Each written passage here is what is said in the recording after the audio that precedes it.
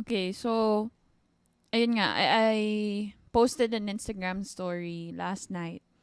And I was looking through my phone kasi I was browsing through my phone. And then I saw a picture of me, what do you call this? Doing our logo for Sa Totoo Lang. And I made it myself sa Canva. So wala lang, it was just a senti moment because this is our second try in putting up our podcast together. And then I said there na during that time, that was the time na Mikey was recovering pa lang from his operation, hernia operation. And then, babalik pa lang din siya sa work because he had to rest. And then, me, I was grieving the loss of my loved ones because of COVID. Basically, that time was parang ang blur. Like, it's Medyo. something na I wouldn't want to look back. Especially, kumbaga parang yung hurt or yung pain ko from that, what do you call this, season. Parang ayoko siyang balikan. That's COVID-related. Para lang ano. Yeah. COVID-related. Yun nga, I told kanina na, yeah, it was because of COVID. And then, shoot first started also at same, kasi September yun eh. Talaga. Oo, so shoot first started, di ba September? September then. So Mikey had to focus sa shoot first. I landed, I think, my first 2 freelance gigs. First ever freelance gigs, same time. So, hindi namin natuloy Sa Totoo Lang. And I remember we shared one mic, Yeah, this one. Yung mic ko Yang- sa shoot first. Ito. Yeah, Hindi aabot. hindi aabot yun. But yeah, it was his mic na kasama Na two-sided. Tama ba yung parang sabi ko? Two-sided. So, it would be in the middle. Tapos, kailangan yung setup namin. Magkaharap Side view. kami. Oo, kasi yung mic magkaharap. Which, by the way, shout out sa lahat ng sumuporta nung mic drive namin for shoot first. Yeah, so, yun, nakakasenti because during that time, feeling ko talaga it wasn't our time yet to put up our podcast. We had to, kumbaga, Build. Parang individually, we had to do stuff on our own muna. And then now, Ready na. yeah, we're ready. We have We're happy. these stuff from Ready people ka na, babe? Ready na ba tayo? Na mag-podcast. Okay, podcast. Okay. Ready ka na? Mag-podcast? Oo naman. Tagal na ako Proposal nagpo-podcast. tips. Madaming nag-tag sa akin dun sa post mo sa Instagram. Which, by the way, follow us on all social media platforms. Hi, baby. Sorry, guys. Hi, baby. Sobrang cute talaga. Sorry, Nandito lang siya baby. nakaharap sa amin. So, ang tawag mo dun? What was you saying? But yeah, yun nga.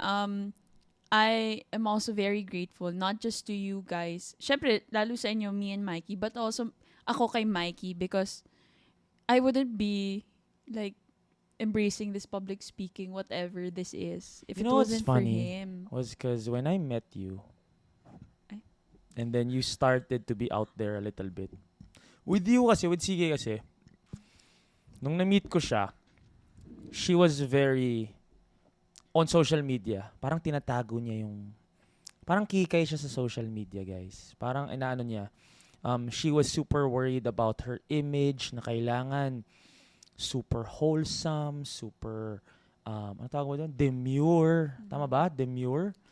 Basta pa-cute. Yun na lang, pa-cute. Yeah. Like, her posts were always aesthetic. Her posts were always maarte. That's why when I was stalking her on Instagram, before I even met her or I talked to her, ang unang past instinct ko was, ay ano to? Maarte, like, aesthetic, like, ganon.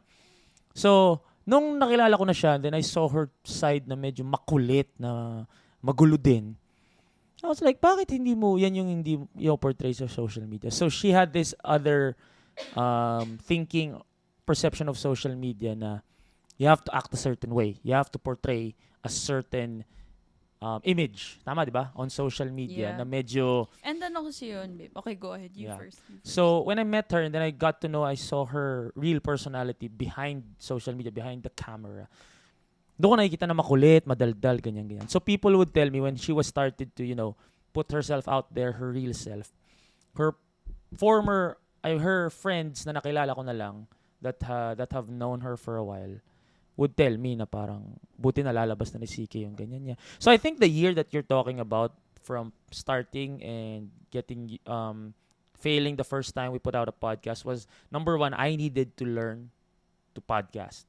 Mm-hmm. because that was also the start of Shoot First. I never Yeah. podcasted before that. So I needed to learn to podcast, and parang you got out of your shell in that year.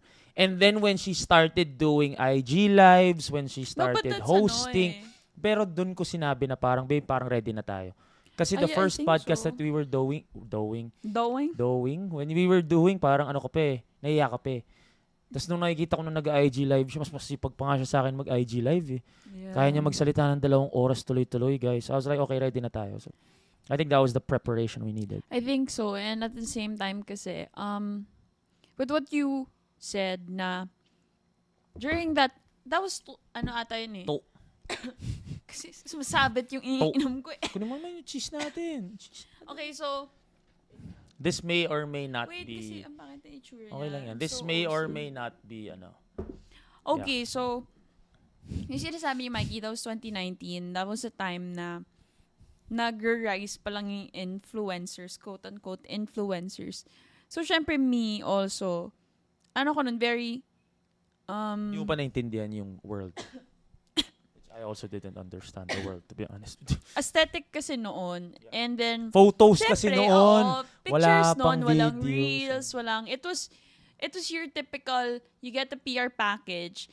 And people also from advertising would say na, wala pa nun na bayad, ganyan. People weren't really earning that much.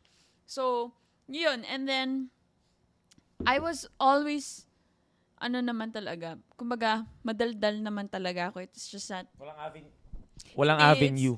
I never, Pero walang avenue talaga ng oo, time na pero yun. I never saw it naman. Even when I met you, diba? Kasi I didn't want. Ikaw talagang, you were doing yung YouTube, pakiramdam mo ganyan. parang, that's Mikey's world. That's not mine. Ganun siya eh. That's Mikey's world. Yeah, it was just like, sabi ko sa kanya, I'd always be the one na mag-aayos ng anything that you need, ganyan. But ako, as a person, madaldal lang talaga ako. And then, si Mikey, siya nagturo na pagkakitaan mo yung kadaldalan mo. So, I think maybe Dito na that's kami. why.